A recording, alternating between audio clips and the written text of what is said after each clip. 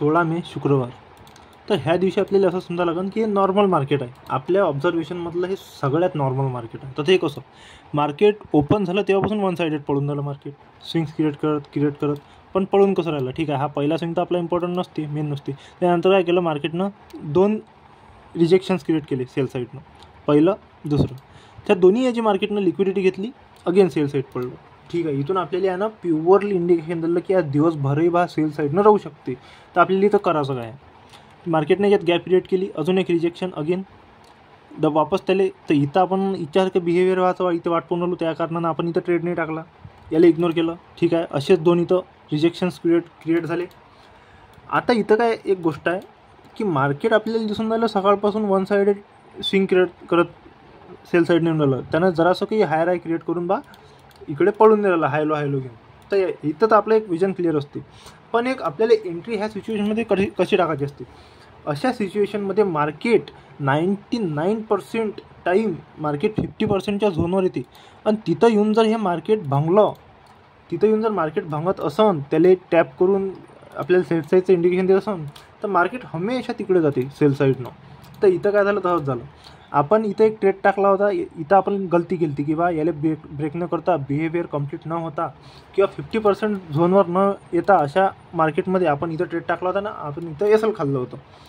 तर आपल्याला इथं वेट काय करत असते की बा सगळ्यात पहिलं तर आपल्याला 5 असते बिहेवियर काय सांगून राहिले इथे की 2 रिजेक्शन किंवा स्विंग, त्याला वरते ब्रेक आणि नंतर सेल साईड. इथं पण तसंच मार्केटनं एक इंडिकेशन देऊन राहिलं, 2 रिजेक्शन आणि एक स्विंग क्रिएट करून की बा सेम तसंच बिहेवियर क्रिएट करू शकते. तर मार्केटनं आपण वेट काय करायचा की याले मार्केटनं ब्रेक करेपर्यंत बा इथं आपल्याला डायरेक्ट ट्रेड नाही टाकायचा, इथं वेट करायचा इथं. आणि दुसरी गोष्ट काय येऊन राहिली, पहिली तर येऊन राहिलं बिहेवियर, आणि दुसरी येऊन राहिलं की 50%चा झोन पण त्या 2 स्विंगच्या वरच येऊन राहिला. म्हणजे बिहेवियरले सपोर्ट करून राहिलोच हे आपली गोष्ट एक 50% झोनची. आणि अशा कंडिशनमध्ये तर आपलं गोष्ट फिक्स आहे की मार्केटनं जर डे हाय लो जर घेऊन पळत नसन, वन साईडच पळत असन, तर तिथं येऊन जर 50% येऊन जर भांगलं ते, तर मार्केट 101% त्या साईडनं सेल साईडनं जाते. तिथं इंडिकेशन आपल्याला रिजेक्शन आणि क्लोजिंगची पण तिथं वाट नाही पाहावं लागत.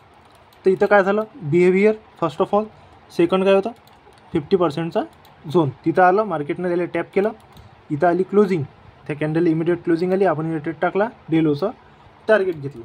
ठीक आहे, आता 12च्या नंतर आणि हा ट्रेड आपल्याला 12च्या पहिले भेटला. तर हा बिहेवियरमध्ये ऑलमोस्ट म्हणजे एकदम फिट आहे बिहेवियरमध्ये, आणि 50%च्या झोनमध्ये पण म्हणजे एकदम सटीक ट्रेड. 12च्या पहिलेच एंट्री आहे कारण की त्याच्यात. पण त्याच्यानंतर 12 वाजताना लो घेतला, 12च्या बाद लो घेतला याचा. ठीक आहे, आपलं टार्गेट झालं. त्यानंतर याला क्लोजिंग झाली. तर हे आपलं सेकंड बिहेवियर इथं फिक्स केलं. हे फर्स्ट, हे झालं सेकंड. आता थर्ड बिहेवियर पेंडिंग आहे. तर थर्ड बिहेवियरचा आपण अजून एक गलती केली ती ह्या दिवशी की आपण इथं ट्रेड टाकला होता, आणि ही आपली एक सगळ्यात मोठी गलती होती. इथं पहिल्याच्यात दिसलं का आपल्याला की बाईंगले चाललं मार्केट, ते एक स्विंग घेऊन राहिलं फेक मोमेंट टाईप. म्हणजे असं जसं इथं ह्या स्विंगमध्ये फेक मोमेंट कॅन्डल क्रिएट केला आहे, त्यानंतर इमिडिएट ते सेल साईडले पडलं क्लोजिंग देऊन. तर आपण इथं वेट करायला पाहिजे होतं की असं सेकंड बिहेवियरसारखं बिहेवियर होते. कारण की लय वेळा फर्स्ट बिहेवियर आणि थर्ड बिहेवियरच्यात लय अंतर असते. कारण की फर्स्टले करते सेकंड फॉलो बिहेवियर आणि सेकंडले करते थर्ड बिहेवियर फॉलो. तर हे एक गोष्ट आपल्याला लय दिमागात ठेवावं लागेल, आपल्या दिमागात छपून ठेवावं लागेल की बस इथं आता हे फर्स्ट बिहेवियरले फॉलो नाही करण, हे मार्केट करण आता सेकंड बिहेवियरले फॉलो थर्ड टाईमले. तर इथं काय झालं, मार्केटनं हा स्विंग आला, इथं असा वरती गेला, फेक मोमेंट केली आणि मग सेल साईड पडलं. तर इथं पण सेम तसंच करून वरती गेलं, fake moment, then rejection, then sell साईडचा ट्रेड. इथं होता आपला दुसरा ट्रेड. असे 16 मेचे शुक्रवारचे 2 ट्रेड होते, दोन्ही सक्सेसफुल.